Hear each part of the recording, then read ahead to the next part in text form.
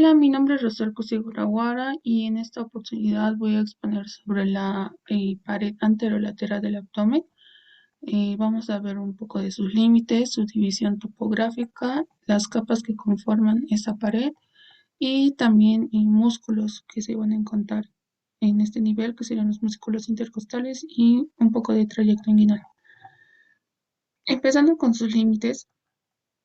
Vemos que en cuanto a su límite superior en el abdomen está dado por lo que es este proceso sifoides o apófisis sifoides del esternón, por una parte, por los bordes costales, por otra, eso en cuanto a su límite superior. El límite inferior está dado por este ligamento, que es el ligamento inguinal, ¿ya?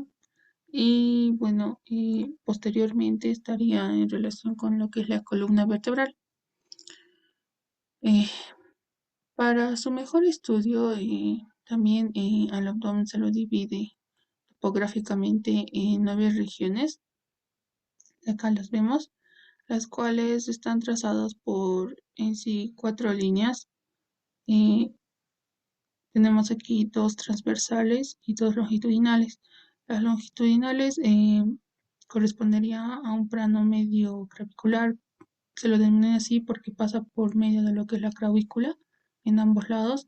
También podríamos decir que igual va a pasar por medio de lo que es el ligamento inguinal, mientras que los otros 2 transversales, por una parte, uno se encuentra a nivel de lo que, o bueno, sería el subcostal, y el otro se denomina intertubercular, que se encuentra a nivel de lo que son las crestas ilíacas.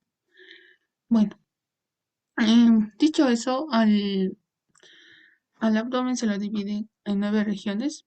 Por un lado tenemos a la región epigástrica, que acá lo vemos. A ambos lados de esta región se encuentran el hipocondrio tanto derecho e izquierdo. Por debajo de la región epigástrica se encuentra lo que es la región umbilical o zona umbilical, que al lado de esta encontramos a la región lumbar izquierda y a la lumbar derecha. Debajo de la región umbilical se encuentra la región hipogástrica. Y a esta o de esta a sus lados tenemos a la región ilíaca inguinal izquierda o en sí fosa ilíaca izquierda, también denominada así, y la fosa ilíaca derecha o región ilíaca inguinal derecha. Ya, bueno, eso en cuanto a sus límites y división topográfica. Ahora vamos a pasar a ver las capas. Aquí claramente vemos las capas que van a conformar a esta pared. Entonces, de lo más superficial a lo más profundo, de adentro hacia afuera tenemos, o de afuera hacia adentro mejor, de afuera hacia adentro tenemos lo siguiente. En lo más superficial de esta pared se encuentra lo que es la piel como tal, que acá lo vemos. Por debajo de la piel se encuentra el tejido subcutáneo, que, bueno, este tejido subcutáneo a su misma vez se divide en lo que son 2 hojas, una hoja adiposa, que aquí lo vemos, que sería la capa superficial, o correspondería a una capa superficial que contiene varias células adiposas. Esta correspondería, ya les digo desde ya, a la fascia de Camper, ¿ya? Mientras que por debajo de esta fascia de Camper se encuentra otra fascia que ahorita lo vemos acá, que sería una capa, o sea, la capa más profunda en cuanto a lo superficial, y es una capa medio membranosa que correspondería a lo que es la fascia de escarpa, ¿ya? Bueno, por debajo ya del tejido subcutáneo encontramos a los músculos y bueno, en una disposición la siguiente. Primero encontramos al oblicuo externo, que es el más superficial de los músculos anchos. Después le sigue el oblicuo interno y después tenemos al músculo transverso. Por debajo de los músculos, después vamos a encontrar las fascias. En este caso tenemos la endoabdominal o transversal. Y por último tenemos lo que es el peritoneo parietal. Y ya. Eso en cuanto a sus capas. Acá trata de mostrar más que todo las fases de camper y escarpa. Entonces, primero, como dijimos, tenemos la piel y ya, ahí. Y bueno, si lo retiramos a esta, directamente nos encontramos con esta fascia de camper, que se dice que es más gruesa a nivel inferior del ombligo, ya. Y bueno, si retiramos la fascia de camper, se encuentra lo que es la fascia de escarpa. Que, bueno, ahorita sigue la de camper, esta sería la fascia de escarpa, ya. Y bueno, por debajo, como dijimos, ya correspondería a los músculos como tal, intercostales. Entonces empezaremos a hablar de estos músculos intercostales. Empezaremos con el músculo recto anterior, ¿ya? Y bueno, aquí está. El músculo recto anterior del abdomen, como vemos, no es nada más que un músculo longitudinal, ¿ya? Como vemos acá. Eh, ahí está. Este músculo, en cuanto a su origen, parte de las siguientes regiones. Por una parte, tenemos a lo que es a la cara anterior y borde superior del pubis, por una parte, ¿ya? Y bueno, en sí parte desde el pubis y se asciende. Entonces, del pubis correspondería al borde superior y cara anterior de este. Eh, Después tenemos que mencionar en esta parte que este músculo recto anterior del abdomen, eh, hay una expansión lateral de este. A esa expansión lateral, que aquí un poco lo vemos, se denomina ligamento de Henle. ¿Ya? Bueno, en cuanto a su terminación, vemos que este músculo asciende de tal modo que va a terminar en las siguientes eh, regiones. Este músculo se lo divide en digitaciones, ya la digitación lateral, que sería esta, la digitación media y la digitación medial. Entonces, cada una va a terminar en diferentes regiones, eh, ya, por ejemplo, ahí tenemos claramente la digitación lateral termina a nivel de lo que es el quinto cartílago costal, exactamente el extremo más lateral del quinto cartílago costal, ¿ya? Y también una parte de lo que es el extremo de la quinta costilla. Mientras que el extremo medio, que sería esta de acá, termina en lo que es en el sexto cartílago costal, ¿ya? Donde en sí exactamente en lo que es su cara externa y borde inferior de este cartílago. El medial, en cambio, termina a nivel de lo que es el séptimo cartílago costal, ¿ya? También, como vemos acá, aquí también va a terminar a nivel de lo que es la apófisis sifoides del esternón y el ligamento y ya. Después tenemos eso en cuanto a su terminación, ¿ya? Eh, ya, ahí muestra el origen, que como dijimos, como tal es el pubis. Y ya. Este músculo recto anterior del abdomen, como vemos aquí, presenta estas bandas fibrosas. Aquí tenemos que correspondería a lo que son los intersecciones tendinosas, ¿ya? El número de estas puede ser de 3 a 4. En este caso son 4. 1, 2, 3 y 4. ¿Ya? Bueno. Después mencionar allá. Bueno, Este músculo recto anterior del abdomen no tiene aponeurosis, ¿ya? Y en sí eh, va a estar envuelta por las aponeurosis de los otros músculos restantes, que en sí correspondería al oblicuo externo o mayor, al oblicuo interno o menor, al músculo transverso. Entonces, esas aponeurosis de esos músculos son las que, digamos, ayudan o cubren a este. Por una parte, posteriormente, ahí se ve que van a cubrir a este por su capa, es que correspondería a la capa posterior del recto, eso por una parte. Por otra, igual van a cubrir en la parte anterior por esta vaina anterior del recto. ¿Ya? Bueno. Eh, Después tenemos a, a esta línea, que aquí lo vemos, que se denomina línea alba o línea blanca, también denominada. Esta línea separa ambos músculos rectos del abdomen. ¿Ya?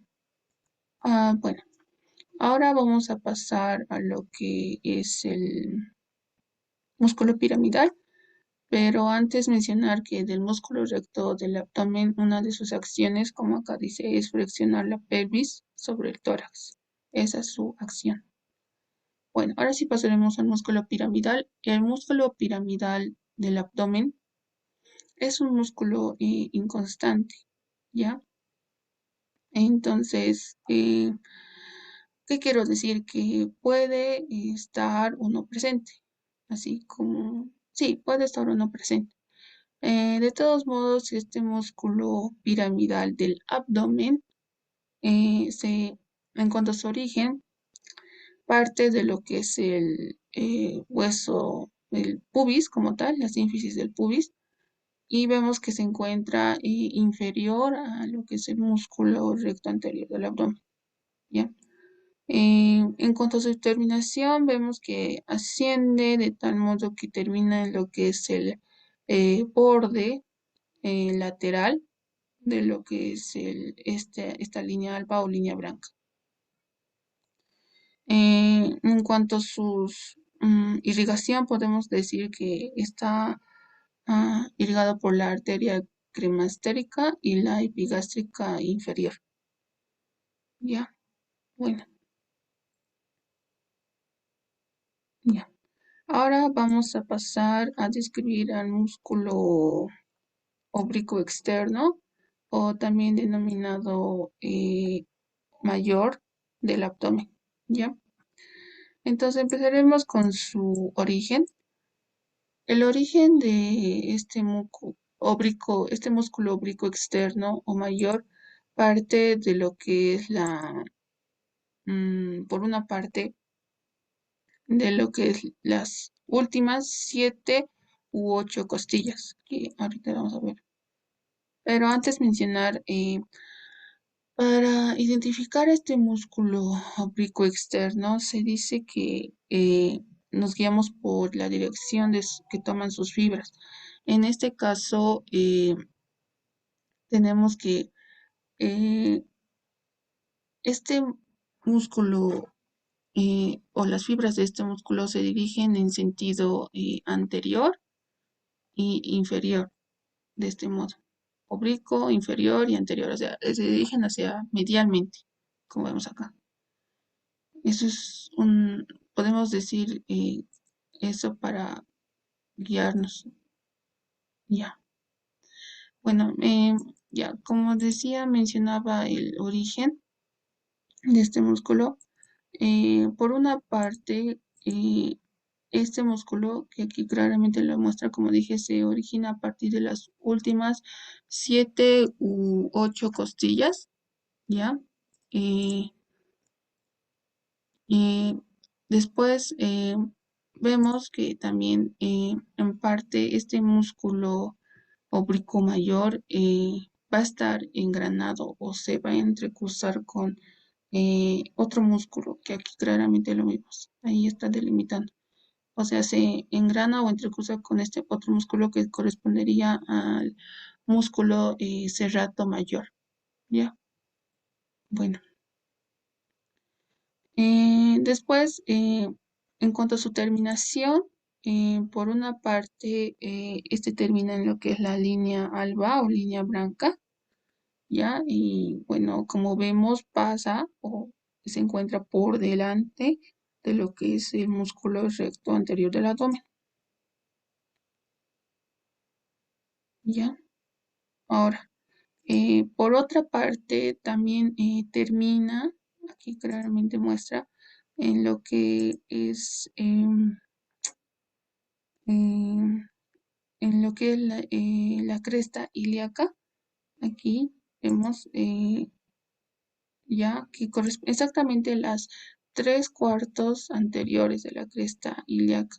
Eso es importante mencionar porque en su cuarto posterior no se inserta y eso es eh, importante en cuanto a lo que son los puntos débiles, ya donde se produce herniación, que ahorita les voy a mostrar. ¿Ya? Bueno, ahí como dije, en los tres cuartos anteriores. Ahí está, de la cresta ilíaca. Eh, bueno, otra parte igual donde termina este músculo es en el pubis, pero en el pubis lo hace por medio de un anillo y lo vemos el anillo inguinal superficial, ¿ya?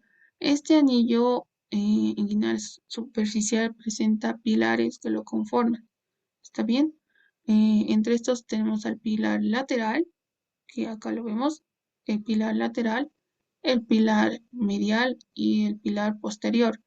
El pilar lateral se llega a insertar en lo que es el tubérculo del pubis, ¿ya? Y decimos que este pilar lateral es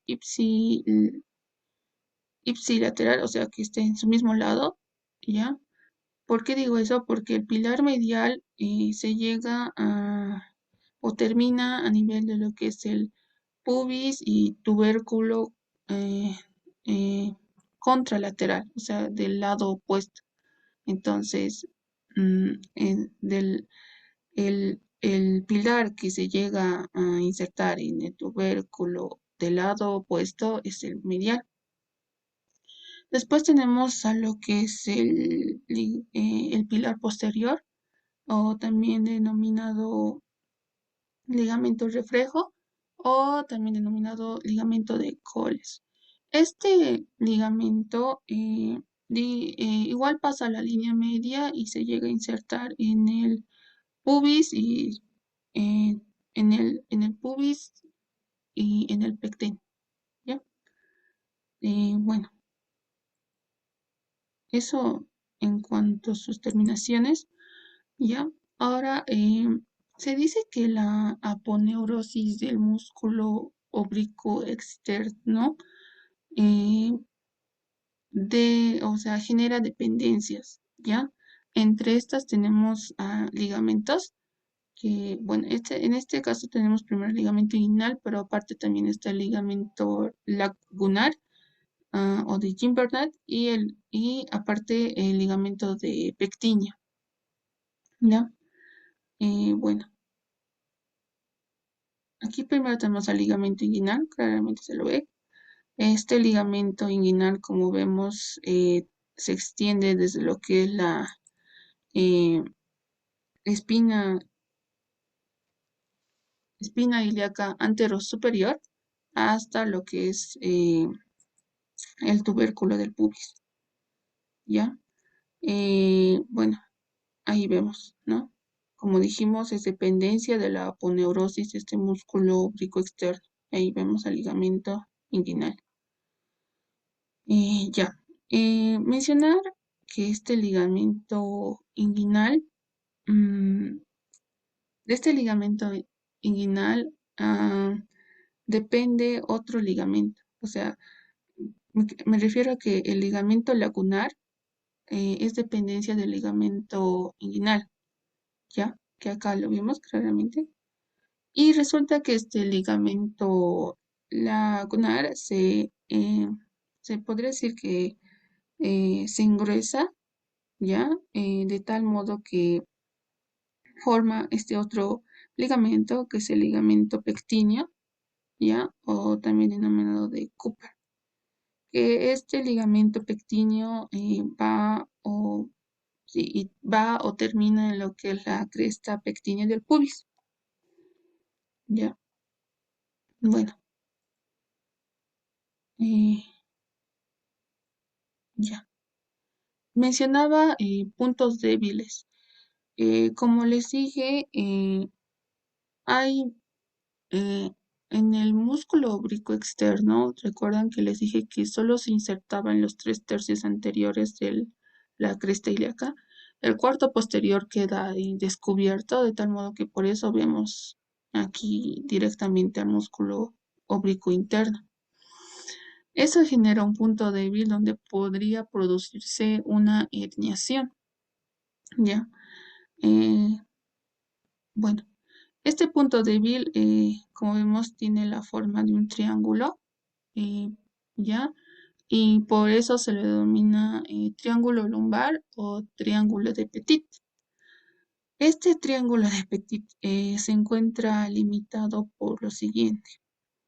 Eh, inferiormente vemos que está en relación con la cresta ilíaca, anteriormente con el músculo oblicuo externo del abdomen y posteriormente con el músculo dorsal ancho. ¿Ya? Bueno, eso es importante también mencionar. Ya. En cuanto a la acción de este músculo oblicuo externo del abdomen, eh, este hace o produce rotación de lo que es el tronco, pero al lado opuesto. ¿Está bien?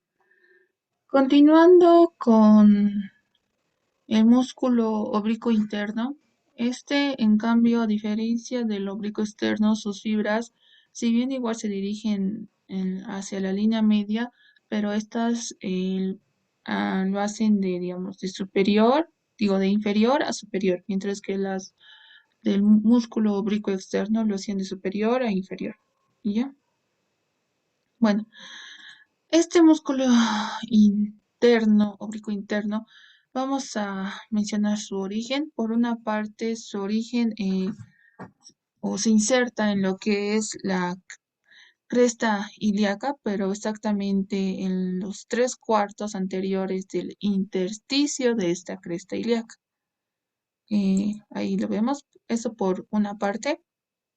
Por otra, se va a insertar en lo que es el tercio lateral de lo que es el ligamento inguinal, ¿ya? Y por último, también en la parte, en sí, lo que corresponde a la cuarta parte posterior de esta cresta, que también a ese nivel igual se inserta en lo que son las apófisis espinosas de la quinta vértebra lumbar. Ya. En cuanto a su terminación, este músculo se lo divide para su terminación vamos a dividirlo en fibras, ¿ya? En sus fibras superiores, en fibras medias y en fibras inferiores. Las fibras superiores terminan, ahí como vemos, terminan en los últimos 4 cartílagos costales, ¿ya? Eso en cuanto a sus fibras superiores. Las fibras medias, aquí es importante mencionar.